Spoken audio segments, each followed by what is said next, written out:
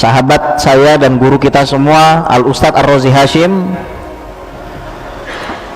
karena salah satu videonya viral mengatakan bahwasannya jenggot orang Yahudi Ortodoks itu panjang dan jenggot Rasulullah SAW itu panjang.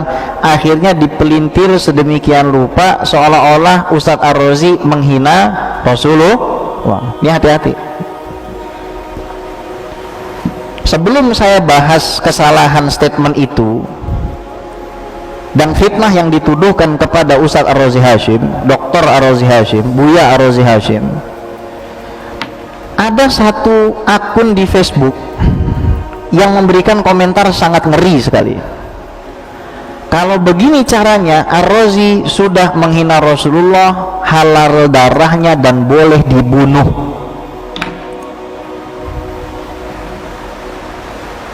Halal darahnya dan boleh dibunuh. Ini pemahaman yang sangat berbahaya. Lausakatal jahilu laqal khilaf bainan nas. Kalau orang yang tidak tahu itu diam saja terhadap hal-hal yang memang dia tidak tahu, sedikit kita bertengkar ini sebenarnya. Kenapa kita ini banyak bertengkar? Karena yang tidak tahu mengklaim dirinya tahu. Ini pemahaman yang sangat berbahaya. Yang mewariskannya siapa? Orang-orang Khawarij yang dulu mengafirkan Sayyidina Ali bin Abi Thalib dan membunuh menantu Rasulullah SAW dengan tangannya.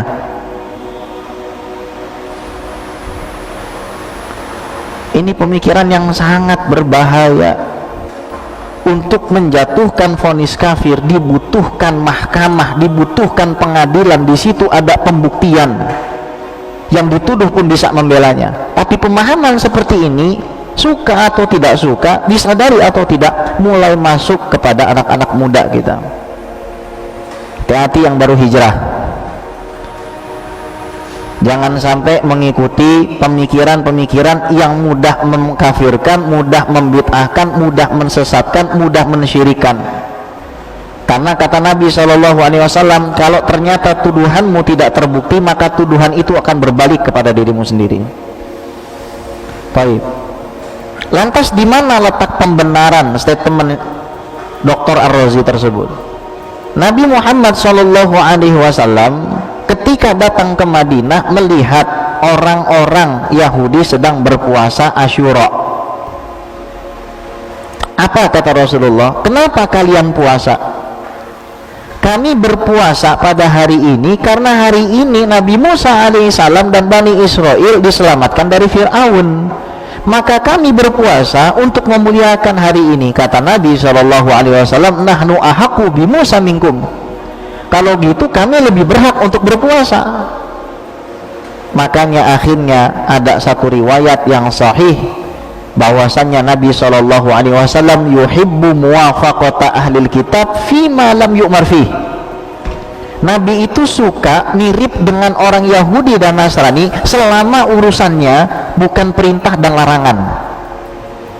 Dulu Nabi nyisir rambut itu gayanya gaya orang kafir Quraisy Mekah. Tapi ketika Nabi sudah sampai di Madinah, ganti gaya nyisirnya seperti orang Yahudi dan Nasrani, karena mungkin melihat keserupaan cara nyisirnya para anbiya zaman dulu. Jadi jangan gara-gara kita mengatakan orang Yahudi Ortodoks jenggotnya panjang, Rasulullah jenggotnya panjang, lantas kita vonis seorang alim, seorang yang menghabiskan hidupnya untuk berzikir dan mengajar manusia ke jalan Allah, pakar dalam ilmu hadis, sebagai orang yang kafir dan halal darahnya. Ini loh pintu yang dibuka. Jadi komoditas orang-orang yang gak suka terhadap umat Islam. Ini kita baru membahas sisi teologinya saja, sisi ilahiyahnya saja. Nggak selesai-selesai juga, entah berapa tahun ini ya. Tapi paling enggak kita jadi tahu, oh rupanya orang seperti itu ada. Dari kapan, Bib? Dari dulu. Nabi Muhammad SAW karena banyak membagi ghanimah kepada orang-orang Najd waktu itu dari Bani Tamim, lantas ada satu orang datang ke Rasulullah, "I'dil ya Muhammad, berlakulah adil kamu Muhammad." Nabi saja diperintahkan untuk berlaku adil. Dalam riwayat yang lain dicekik kerah bajunya Nabi Muhammad SAW. Ada manusia seperti itu dan ada pemahaman yang begitu yang jangan sampai tertular kepada kita dan keturunan kita. Ya, itu kalau kita bahas secara empiris, artinya apa yang terjadi dalam kehidupan memang seperti itu. Fenomena orang biasanya baru hijrah harusnya semakin merasa tawadhu, semakin rendah hati, tapi syaitan terkadang mempermainkan, oh kamu tuh lebih baik dari yang lain. Ini terjadi di zaman Nabi SAW. Waktu itu Rasulullah SAW lagi ada di masjid bersama Sayyidina Abu Bakar, bersama Sayyidina Umar, bersama Sayyidina Ali. Faja' ar-rajul, datang ada seorang laki-laki masuk, habis perang, habis berjihad, masuk ke dalam masjid. Ajib, habis berjihad masuk ke dalam masjid. Maka para sahabat mengatakan, ya Rasulullah, ini orang adalah yang paling mulia di antara kami. Namun Nabi Muhammad SAW berkata lain. Ra'aitu baina ainaihi saf'atan minasyaitan. Saya justru melihat di dalam mata orang ini, di antara kedua matanya ada tanda syaitan. Didatengin sama Nabi, kayaknya nggak masuk akal. Secara lahiriah habis perang kemudian sholat ke masjid lagi, tapi sama Nabi divonis kalau dia budaknya setan. Apa pertanyaan Nabi, saudaraku? Ara'aita hinan tahaita ilal majlis laisa fi qaum khairun minni. Benar nggak waktu kamu datang ke masjid, kamu mengatakan di dalam hatimu, meskipun kamu tidak proklamirkan itu, di dalam masjid ini tidak ada yang lebih baik dari saya. Di dalam masjid itu ada Rasulullah, di dalam masjid itu ada Sayyidina Abu Bakar, ada Sayyidina Umar, ada Sayyidina Ali. Lalu apa kata Nabi SAW? Man yaqtul hadha, siapa yang mau membunuh orang ini? Nabi suruh membunuh karena Nabi tahu orang itu nggak bisa dibunuh.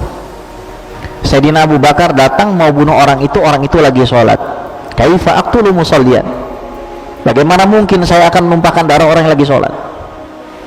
Sayyidina Umar datang masih sholat, Sayyidina Ali datang, orang itu pergi. Maka Nabi Muhammad SAW mengatakan, dari orang ini akan muncul kelompok segolongan orang-orang yang pertama kali keluar dari ajaran agamaku. Mereka lah orang-orang Khawarij.